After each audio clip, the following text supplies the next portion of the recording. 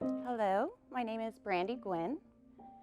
Just over about a year ago, actually I know the date was May 5th of 2019, I got a phone call from my OBGYN informing me that I had, come back after a biopsy results with cancer. The form of cancer that he explained to me that I had was ductal carcinoma in situ, which is DCIS. I was fortunate in that case because it was caught very early and the type of cancer that I have had not spread. So it was something that was good to hear. But again, you can't even imagine what that feels like when someone tells you that you have cancer. It scared me. My first thought went to my kids.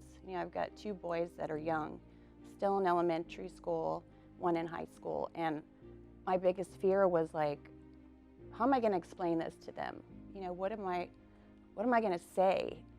What is this going to look like? At that point, I really didn't understand fully what DCIS was, so immediately called my mother because she had cancer, stage 2 cancer, breast cancer in 2009.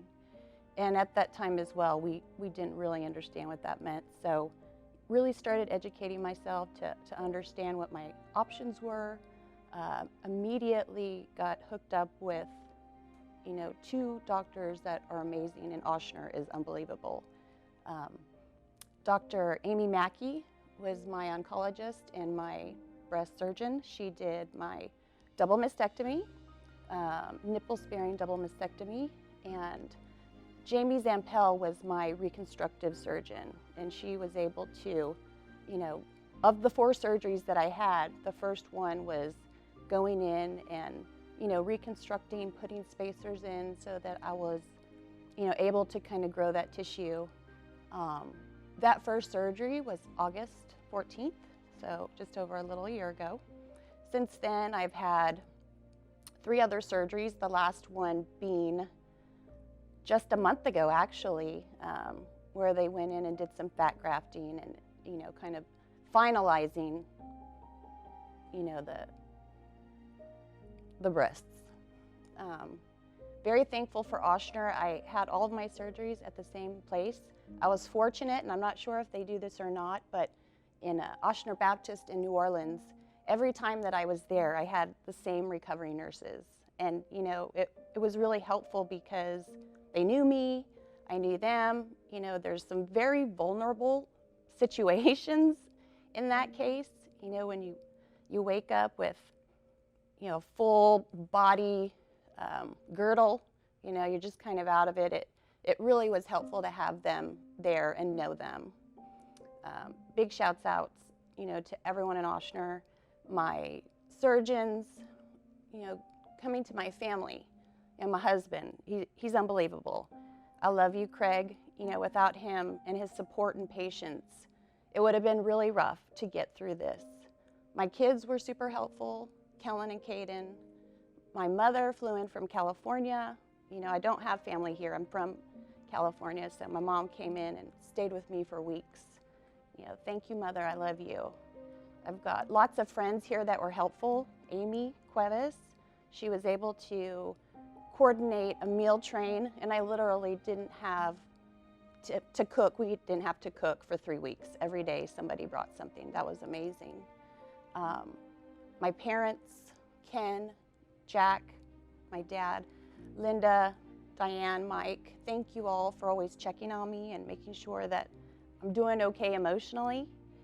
To all of my family and friends, I appreciate everything that you've done. Especially my Aunt Tina, who also had breast cancer recently. Her little cards and things that she would send me really helped get me through it. And Unite program, this has been a great experience. I appreciate everything you do, and that's my story.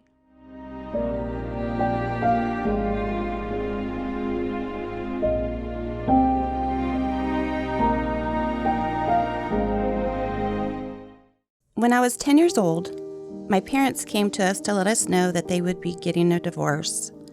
I remember trying to stay strong for my little brother.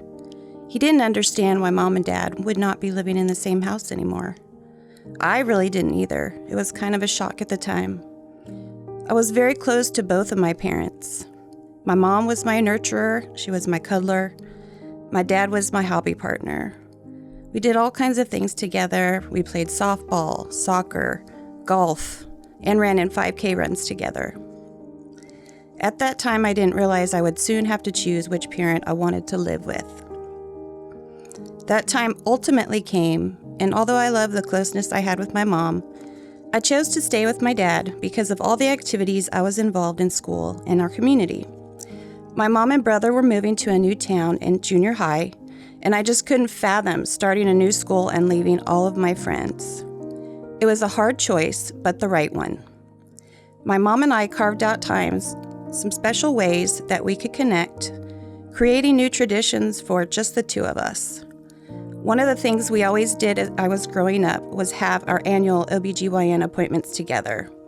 To this day, we still go every April. Even though we didn't always live together, my mother ended up being my best friend, and we were as close can be.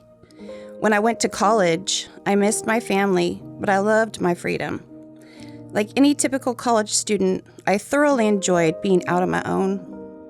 The most wonderful part about the experience was the friendship that I made at Cal Poly San Luis Obispo. We spent all of our weekends traveling to different places and enjoying each other's company. I left college, started a family, had 2 sons, Kellen and Caden, stayed close to my mom, and continued our spring tradition of going to OBGYN. With dense tissue in my breast, I spent over 10 years of questionable mammograms and ultrasounds. In 2009, my mom and I both ended up having a lump in our breast that required our first of many biopsies. My results came back benign. Hers did not. At the age of 56, my mom was diagnosed with breast cancer, and I was devastated. We didn't know at the time what stage she was, how bad it was. Would she die? I can't live without my mom. I've always told her we will have to die together. Before that, I didn't know anyone who had breast cancer and had lived. I had not educated myself on cancer at all. My mother's strength and positive attitude is the only thing that kept me going. She started learning everything about her diagnosis and condition. She shared that knowledge with me. She made quick decisions and took care of the problem. I remember thinking to myself, "Your mom has cancer, not you, Brandy. Get it together." I was so fearful of losing her that she knew that was not going to happen. Fast forward 10 years later, after another annual visit, my biopsy came back positive and my mom was negative. Even though they diagnosed me at stage 0 with DCIS, I opted for a double mastectomy and reconstruction. Because my cancer was confined to a small area, I was fortunate not to have chemotherapy or radiation. Watching my mom be strong for herself made me strong. She helped build my courage, and I was relieved that the stress was finally behind me.